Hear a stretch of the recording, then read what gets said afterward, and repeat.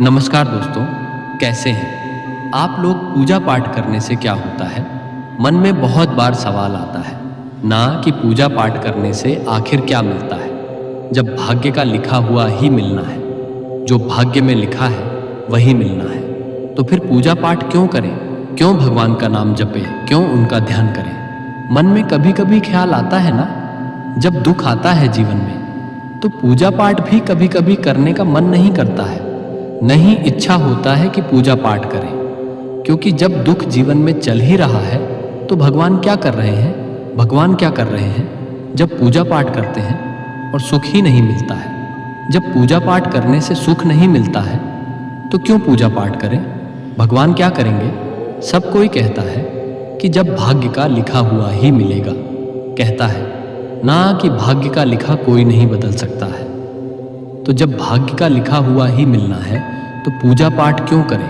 क्यों भगवान का ध्यान करें? मन में कभी कभी ऐसा ख्याल आता है। तो चलिए आज हम आप लोगों को एक कथा के माध्यम से समझाते हैं कि पूजा पाठ करने से क्या होता है, पूजा पाठ करने से क्या होता है, भगवान का नाम जपने से क्या होता है। देखिए, जो भाग्य में लिखा है वह तो होगा ही होगा, उसको कोई नहीं काट सकता है, कोई नहीं टाल सकता है, वह तो होगा ही। लेकिन तरीका अलग होगा। जो आपके भाग्य में लिखा है वो होगा, लेकिन तरीका अलग होगा। अब तरीका कैसे अलग होगा? जब भाग्य में लिखा हुआ मिलेगा तो तरीका कैसे अलग होगा? तो चलिए आप लोगों को एक कथा के माध्यम से समझाते हैं कि तरीका कैसे अलग हो। जो लिखा है वही मिलना है तो तरीका कैसे अलग होगा, इस कथा के माध्यम से आप लोगों को समझाते हैं। देखिए, कथा अंत तक सुनिए, क्योंकि जानते ही हैं कोई भी कथा आधा अधूरा नहीं सुनना चाहिए।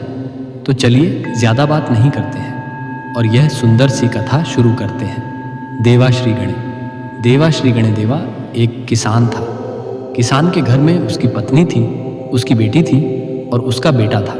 उसकी बेटी जो थी, किसान की बेटी, वह 5 साल की थी और किसान का बेटा जो था वह 3 साल का था। अब देखिए, किसान ज़्यादा अमीर नहीं था, छोटा सा ही टुकड़ा खेत का था, लेकिन उतना अनाज उससे हो जाता था कि किसान दाल रोटी आराम से खा लेता था, किसान का परिवार आराम से जीवन व्यतीत कर लेता था, उतना अनाज उसको हो जाता था। अब किसान के घर के बगल में ही एक शिव मंदिर था।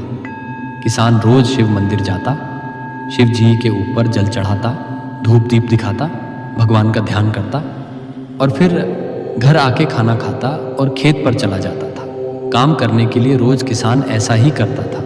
उसका दिनचर्या यही था रोज का। अब देखिए, एक दिन क्या हुआ, किसान का जो लड़का था ना 3 साल का, वह पूरा रोने लगा। किसान जब खेत पर जा रहा था काम करने के लिए तो किसान का लड़का पूरा रोने लगा।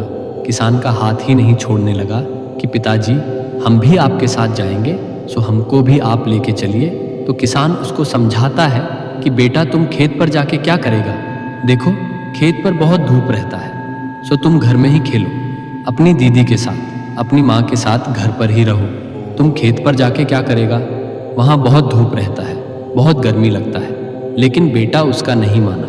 बेटा पूरा रोने लगा कि पिताजी हम आपके साथ जाएंगे, पूरा रोने लगा, नहीं छोड़ रहा था किसान का हाथ। जो उसका बेटा था, किसान का हाथ छोड़ ही नहीं रहा था।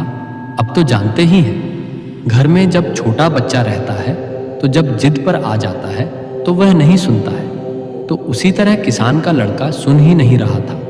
तो किसान बोला, ठीक है, जब तुम खेत पर चलेगा तो चलो।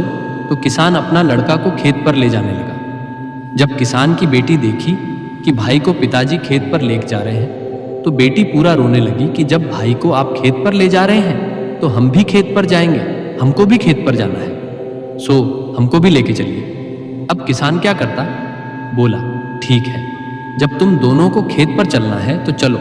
तभी किसान अपनी पत्नी से कहता है कि सुनो, हम दोनों बच्चा को खेत पर लेकर जा रहे हैं। तब किसान की पत्नी कहती है कि जब बच्चा खेत पर जाएगा तो हम यहाँ रहकर क्या करेंगे, घर पर रहकर क्या करेंगे? हम आप भी खेत पर जा रहे हैं, बच्चा भी खेत पर जा रहा है, तो हम यहाँ अकेली रहकर क्या करेंगे? सो हम भी आपके साथ खेत पर चलेंगे। तो किसान बोला ठीक है, चलो। तो किसान की पत्नी अपने दोनों बच्चों को लेकर खेत पर गया। अब किसान जब खेत पहुंचा तो खेत पर काम करने लगा। किसान मिट्टी कोड़ने लगा और किसान की पत्नी घास चुनने लगी। जो खेत पर घास उग गया था ना, उसको चुनने लगी, घास उखड़ने लगी। तभी देखिए क्या हुआ। किसान और किसान की पत्नी तो उधर काम कर रहा था खेत पर, और साइड में किसान की बेटी और उसका बेटा खेल रहा था। तभी देखिए क्या हुआ। एक सांप आया और किसान के लड़का को डस लिया और वहां से सांप भाग गया। तभी किसान की बेटी चिल्लाती है कि पिताजी, पिताजी, भाई को सांप काट लिया। किसान की लड़की चिल्लाती है कि पिताजी, पिताजी, भाई को सांप काट लिया। अब जैसे किसान और किसान की पत्नी ये बात सुना कि लड़का को सांप काट लिया, दोनों पति पत्नी दौड़ते हुए आया। बच्चा के पास किसान तुरंत अपना लड़का को गोद में उठा लिया और जोर जोर से चिल्लाने लगा, कोई है? देखो, मेरा बेटा को सांप काट लिया, मेरा लड़का को सांप काट लिया।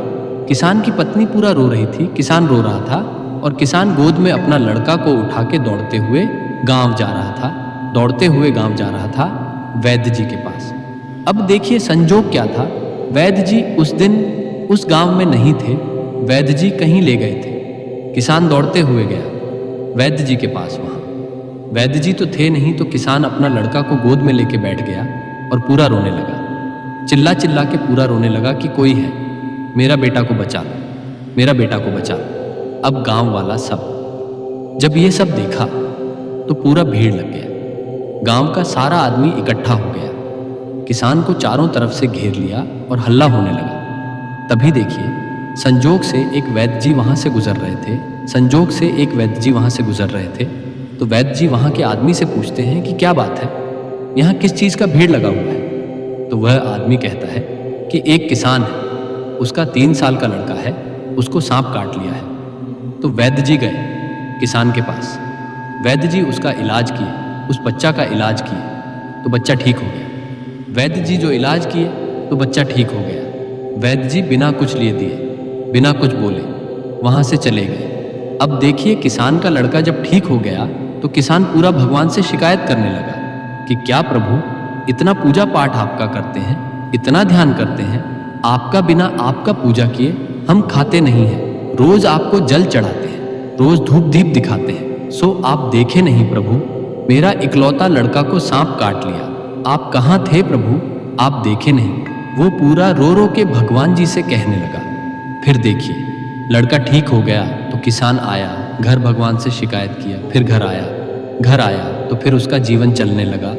उसी तरह से अब एक दिन क्या हुआ, किसान साग सब्जी लेने के लिए बाजार जा रहा था, तो रास्ते में क्या देखता है कि 2 बैल आपस में लड़ रहा है और वहां कुछ आदमी भी भीड़ लगा के उसको देख रहा है। तो किसान भी खड़ा होकर देखने लगा। 2 बैल जो आपस में लड़ रहा था ना, तो किसान भी खड़ा होकर देखने लगा।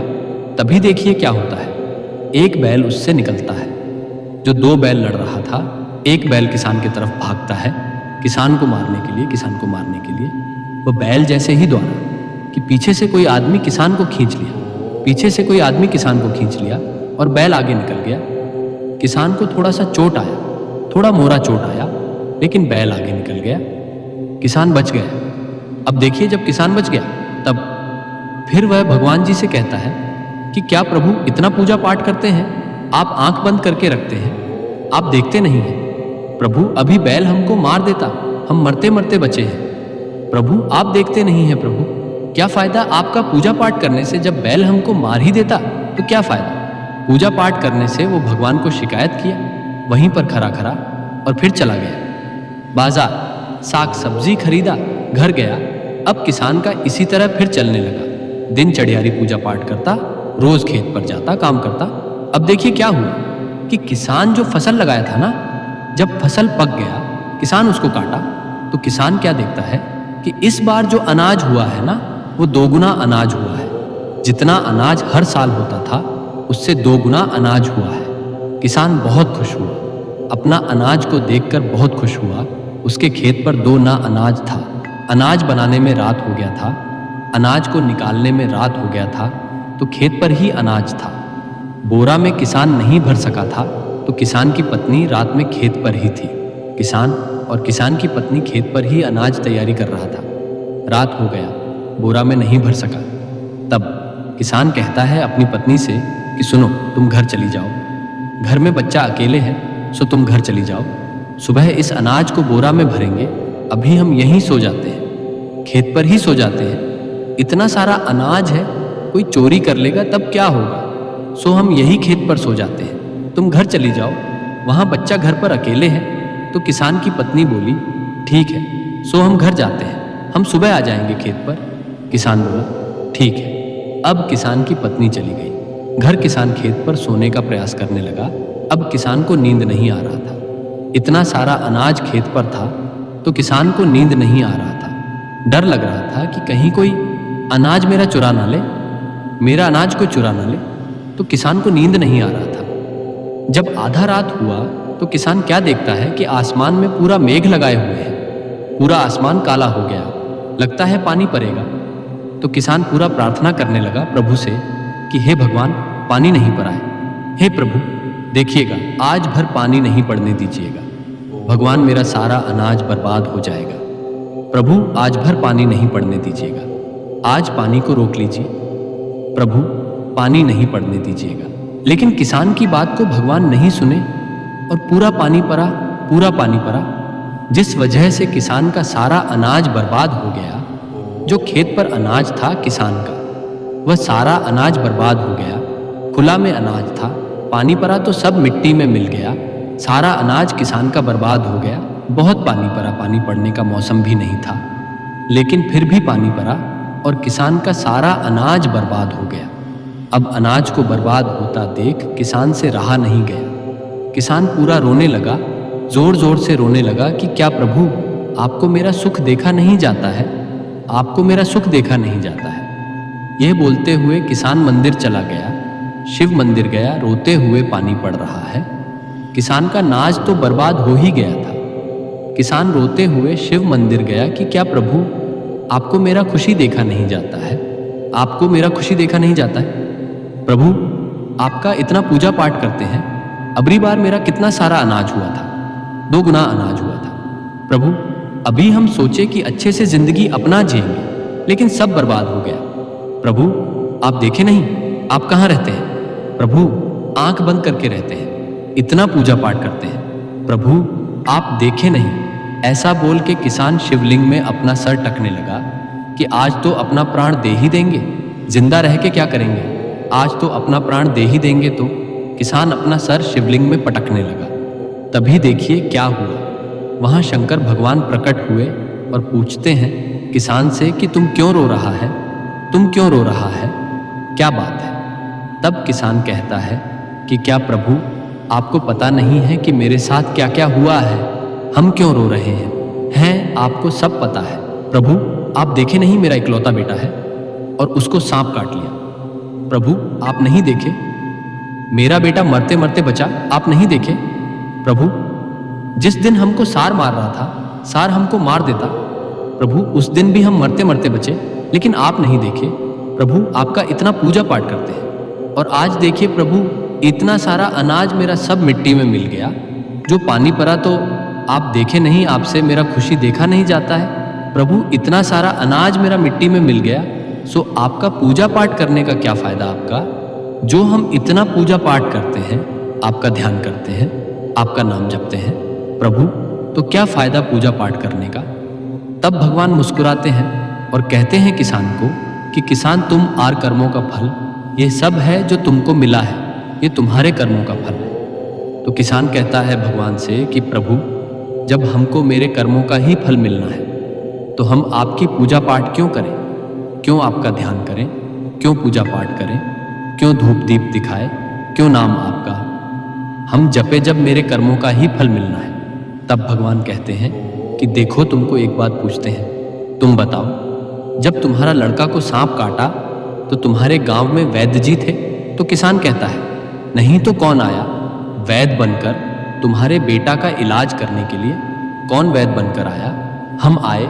उस दिन हम तुम्हारे लड़का का जान बचाए, उस दिन तुम्हारा बेटा का मरना लिखा हुआ था, उस दिन तुम्हारे लड़का का मौत लिखा हुआ था, लेकिन हम उस दिन आकर तुम्हारे का को जीवन दान दिए।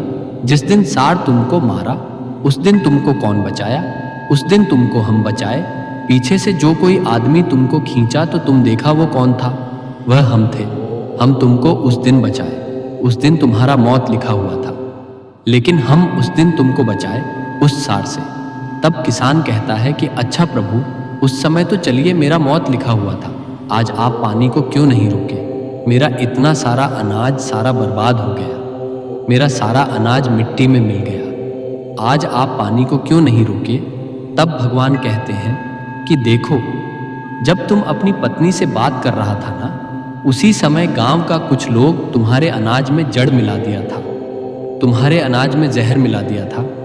तुम्हारी पत्नी तो घर घर चली गई। अब सुबह जब होता तो तुम लोग वह अनाज को बॉडी में भरकर अपने घर ले जाता, और फिर जब वह अनाज को खाता तो तुम तो मरता ही, तुम्हारा पूरा परिवार भी मारा जाता। गांव का कुछ लोग तुमसे जल रहा था, इस बार तुमको ज्यादा अनाज हुआ, इसको देखकर गांव का कुछ लोग तुमसे जलता था, इसीलिए गांव का जो कुछ लोग था वो तुम्हारे अनाज में जहर मिला दिया था। अब तुम ही बताओ, तुम जब वो अनाज लेकर जाता तो तुम तो मरता ही, तुम्हारा पूरा परिवार भी मरता।